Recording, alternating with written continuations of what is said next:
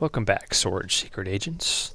Today we continue your training on different types of governments, and we're working towards your political systems certification on your Sword Secret Agent badge. So let's get started. Let's do a quick review here of the different types of governments. Remember, authoritarian governments are those in which we have a king or a dictator or perhaps the military in power. A small group of people has the power and they're in charge. There's certainly no elections and the people have very few powers and rights. Whereas a democratic government systems, demo again means people, and democracy, government by the people. The people do exercise the power through elections and voting for their leaders, and certainly their vote does count. Okay, so again, the big idea again is who has the power. Okay, a couple things you're going to need to have, or you're going to want to have around in your small textbook, page 82 and 83. We're mostly going to be dealing with these two sections here on page 83. And then you're also going to want from your top secret folder, your notes chart, and we're going to be filling in this part of the democratic governments, and also maybe your keywords page. All right. Here we go. Quick review again of the types of governments, authoritarian versus democratic. Okay, on the democratic side, we're going to look at two types, constitutional monarchies and representative democracies. Okay, I'm going to start over here with representative democracies, and then we'll come back to constitutional monarchies, all right? All right, representative democracies is kind of exactly what it sounds like. The people, remember the people in democracy have the power, and they elect representatives, people to go represent them in the government. They turn over the power of governing to elected representatives. Kind of like here we do at school with you elect a student council representative. That person goes and represents you and does what hopefully what you want in terms of governing the school. Okay.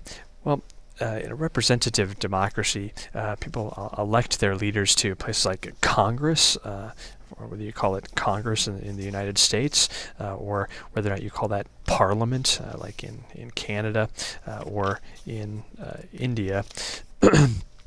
These are the legislative branch of the representative government. The executive branch, people also vote for an executive branch, a leader, whether you call it the president, like we do here in the United States, or this is President Nicolas Sarkozy of France, and President Felipe Calderon of Mexico, or maybe you call that executive the Prime Minister, like they do in India. This is Prime Minister Singh of India. Stephen Harper is the Prime Minister in Canada, or the Prime Minister of Australia, Julia Gillard, I believe her name is. Okay, those are examples of representative democracy. Okay, the legislative branch or the executive branch. Remember from the three branches of government. Okay, some other examples. Here we go with the three branches of government as well. Again, some other examples of representative democracies.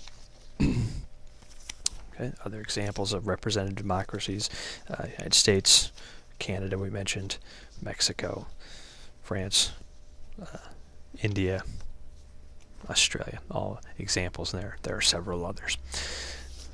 Okay. The three branches of government again. Let's switch over to constitutional monarchies here. Constitutional monarchies are a system where you have a king or a queen, or vice versa, and that's where the monarch part comes from. But the king or queen's power is very much limited by the Constitution.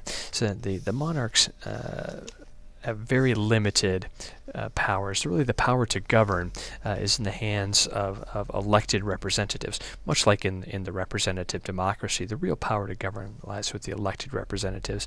And again, whether you call that Parliament as the legislative branch, or Prime Minister as the executive branch.